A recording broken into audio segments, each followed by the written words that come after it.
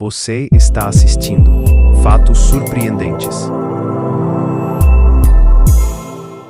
Imagine se o segredo do fim dos tempos estivesse oculto em um manuscrito antigo, escrito há quase 2000 anos, esperando para ser desvendado. E se as manchetes de hoje, estampadas nos jornais e nas telas, fossem apenas ecos de uma profecia esquecida, se desenrolando diante de nossos olhos? E se cada acontecimento fosse um capítulo de um enigma milenar, escrito nas sombras do tempo? Não há respostas fáceis para perguntas que atravessam séculos e desafiam a razão. É um desafio à mente, um convite ao desconhecido. Permita-se enxergar além do óbvio, atravessar o véu do aparente e mergulhar no mistério. O livro do Apocalipse, ou Revelação, repousa como o último e mais enigmático capítulo da Bíblia. Um livro envolto em mistério, temido e admirado, guardião de segredos insondáveis. Ele fala de bestas e anjos, de julgamentos e de uma nova terra, símbolos que desafiam a lógica e inflamam a imaginação. Para alguns, tudo não passa de uma alegoria, um espelho da alma humana. Para outros, é um mapa literal do destino, um roteiro do que ainda está por vir. O mistério se aprofunda a cada página, a cada símbolo, a cada revelação. Hoje, convido você a atravessar um labirinto de símbolos e interpretações, onde cada curva esconde um novo segredo, um enigma que fascina e assombra a humanidade há séculos, desafiando gerações a decifrá-lo.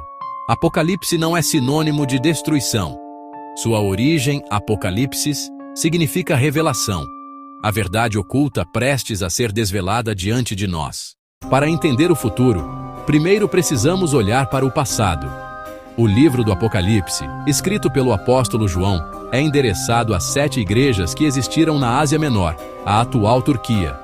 Para muitos estudiosos, as mensagens a essas igrejas não eram apenas para aquela época. Eram também profecias sobre diferentes eras da própria história da igreja cristã. Cada igreja representaria um período, com suas virtudes e seus defeitos. Desde a igreja primitiva de Éfeso até a igreja morna de Laodiceia, que muitos acreditam representar os tempos atuais. Outro ponto frequentemente citado como uma profecia cumprida é a destruição de Jerusalém.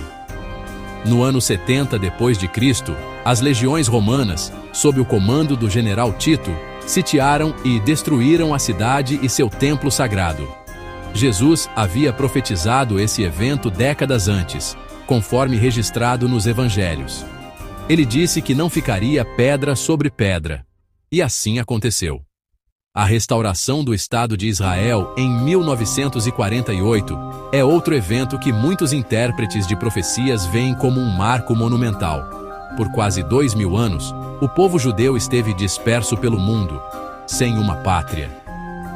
Diversas passagens do Antigo Testamento, nos livros de Ezequiel e Isaías, por exemplo, falam sobre o retorno dos exilados à sua terra nos últimos dias.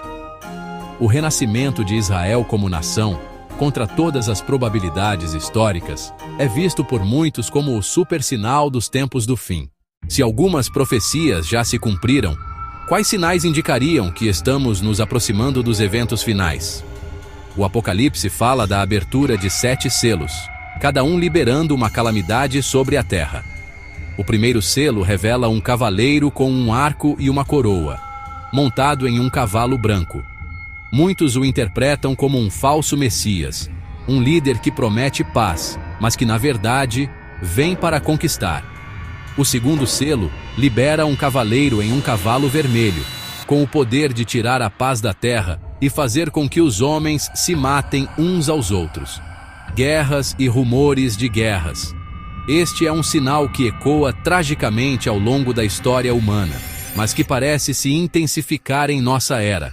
Depois vem o cavalo preto, cujo cavaleiro segura uma balança. Ele representa a fome, a escassez, a crise econômica.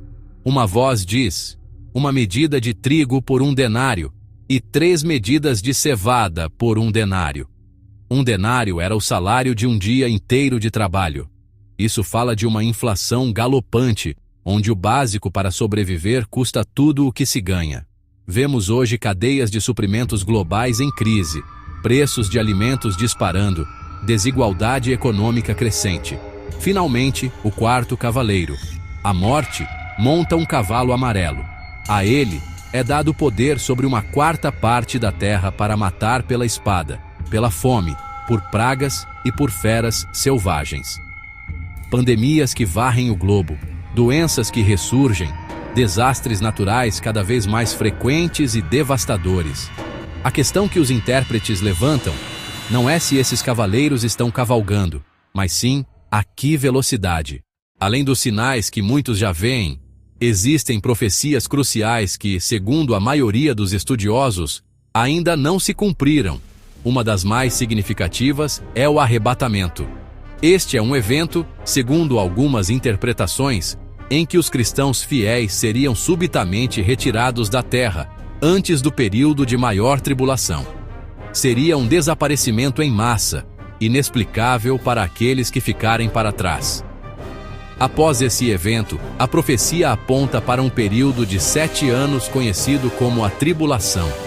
No meio desse caos, surgiria uma figura central, um líder mundial que prometeria restaurar a ordem, unir a humanidade e resolver os problemas do mundo. Uma figura que, a princípio, pareceria um salvador. Essa figura é popularmente conhecida como o Anticristo, e sua ascensão ao poder é um dos pilares das profecias ainda não cumpridas. Ele não se apresentará como um monstro, mas como um homem de paz, um gênio político e diplomático. Ele firmará um acordo de paz, especialmente envolvendo Israel, e estabelecerá um governo mundial. O ponto de virada ocorreria na metade desse período de 7 anos.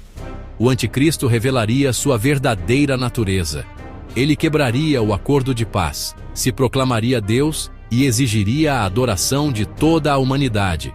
Isso daria início à segunda metade da tribulação, um período de perseguição intensa contra todos que se recusarem a adorá-lo.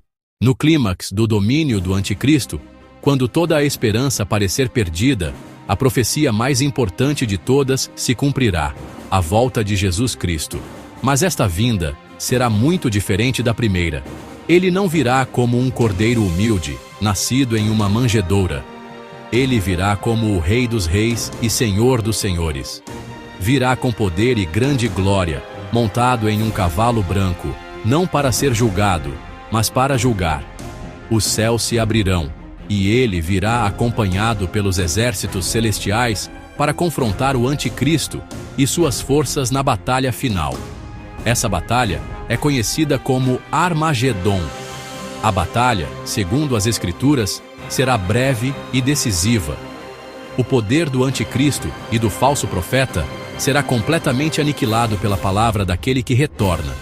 Cristo estabelecerá seu reino milenar, um período de 1000 anos de paz, justiça e prosperidade sob seu governo direto, a partir de Jerusalém.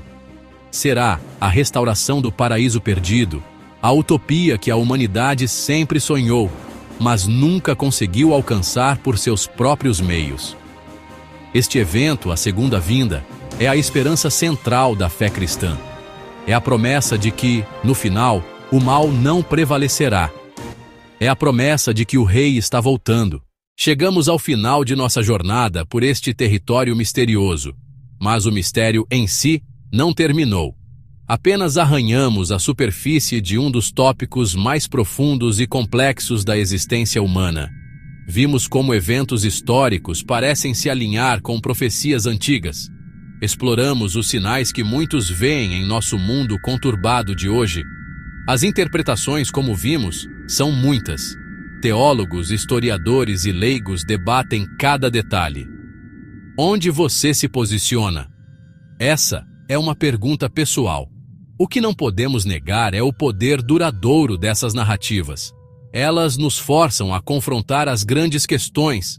Qual é o nosso lugar no universo?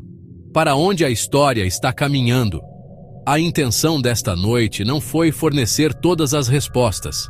A intenção foi acender a sua curiosidade, convidá-lo a pesquisar, a ler, a questionar.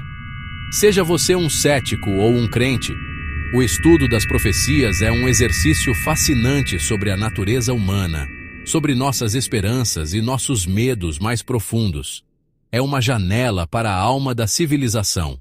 Se você achou esta exploração fascinante e quer continuar desvendando os grandes enigmas da história e do futuro, inscreva-se em nosso canal. O mistério continua.